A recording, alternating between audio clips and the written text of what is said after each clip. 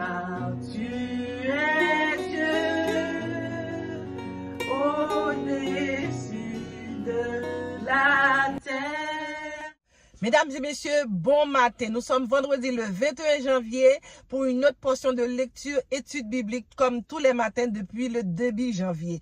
Donc, ce matin, c'est toujours dans le livre d'Esther. Nous allons lire Esther 4. Le titre, c'est « Consternation et jeûne parmi les Juifs ». Je lis pour vous. Mardochée ayant appris tout ce qui se passait, déchira ses vêtements et s'enveloppa d'un sac et se couvrit de cendres, puis il alla au milieu de la ville en poussant avec force des cris amers. Alléluia. Et se rendit jusqu'à la porte du roi dont l'entrée était interdite à toute personne revêtue d'un sac.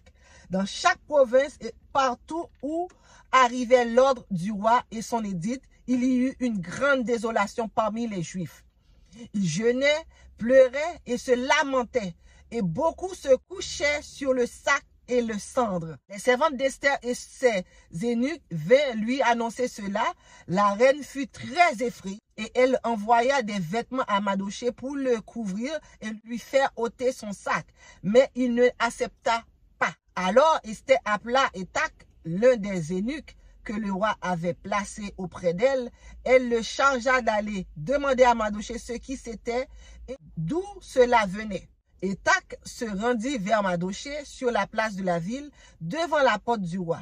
Et Mardochée lui raconta tout ce qui lui était arrivé et lui indiqua la somme d'argent qu'Aman avait promis de livrer au trésor du roi en retour du massacre des Juifs. Il lui donna aussi une copie de l'édit publié dans Sus en vue de leur destruction, afin qu'il montra à Esther et lui fit tout connaître.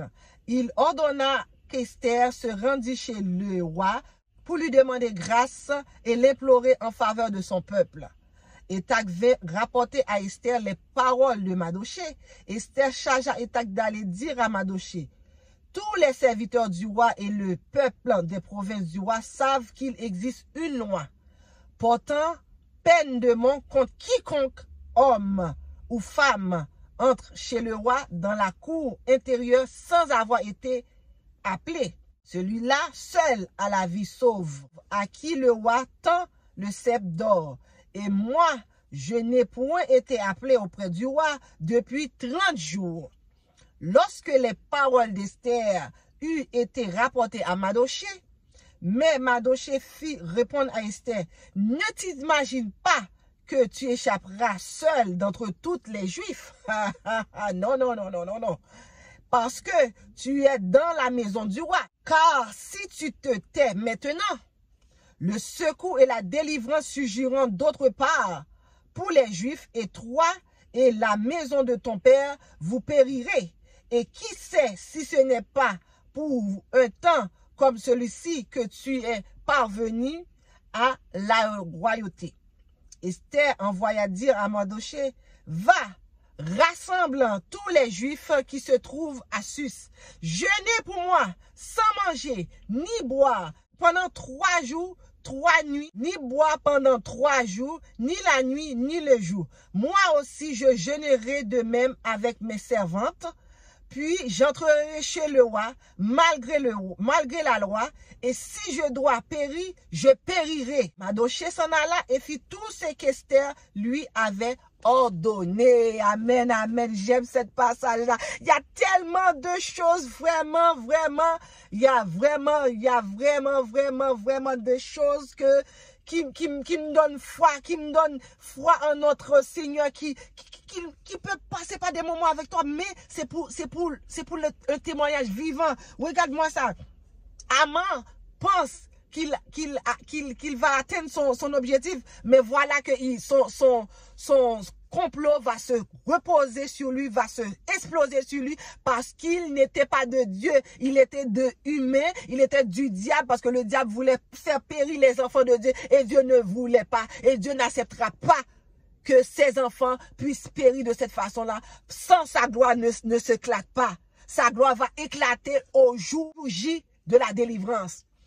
Donc, vous voyez, quand vous avez un problème, c'est pas de crier, oh, secours, j'ai des problèmes. Non, vous avez vu qu'est-ce que Esther a fait? Esther a dit à Mardochée, va, priez pour moi 3 jours, 3 nuits, sans manger, sans boire. Après, j'irai voir le roi. Si je dois périr, je périrai, mais je dois aller voir le roi. Et moi, de mon côté, je ferai la même chose. Vous voyez, en toutes circonstances, qu'est-ce qu'il faut faire?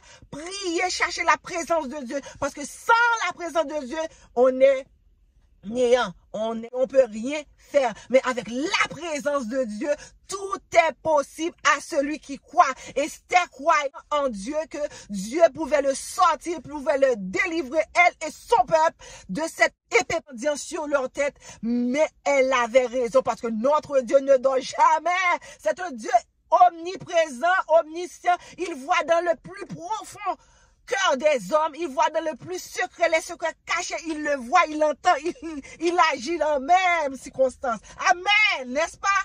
Donc, vous voyez, peu importe la situation, laissez-vous tomber dans les bras du Seigneur en l'imposant, en l'invitant dans n'importe quelle situation. Il va venir et il va agir pour vous, n'est-ce pas? Je suis très contente de cette lecture. J'espère que cette lecture vous a encore nourri spirituellement parce que moi, je sens le feu de Dieu sur moi en le lisant, en le disant à tout, à qui veut l'entendre, que le Seigneur est vivant.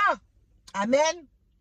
Donc, j'espère que cette lecture, encore une fois, vous a apaisé, vous a appris que lorsque vous avez un problème, il faut compter sur notre Seigneur. Il faut compter sur notre Seigneur. Il faut compter sur notre Seigneur car lui seul peut nous sauver, peut nous délivrer. Hein? Amen. Amen. Donc, j'espère que ce sujet, jusqu'à date, vous avez mis le feu en vous, hein, comme il m'a mis le feu en moi. Donc, je vous invite, si vous avez un sujet de prière, laissez-moi savoir en commentaire comme ça. On va prier ensemble tous les matins avant de commencer l'étude biblique comme ça pour inviter Dieu dans notre vie tous les matins. Hein? Tous les matins, on prend 5-10 minutes pour se consacrer à notre Dieu parce qu'il nous a permis de dormir et nous réveiller en bien sans aucun malheur et accident n'est arrivé pendant la nuit. Donc, il est un Dieu merveilleux qui respecte ses décisions, qui respecte ses volontés. Quand il dit il fait quelque chose, il va le faire. Donc, je vous invite encore une fois à me laisser des commentaires de prière ou n'importe quel sujet comme ça. On peut le débattre dans l'étude biblique.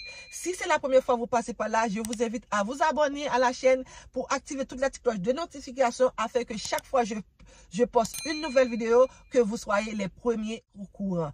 Donc, je vous dis à lundi pour une prochaine lecture biblique. Je vous fais de gros bisous. Car tu es Dieu au-dessus de la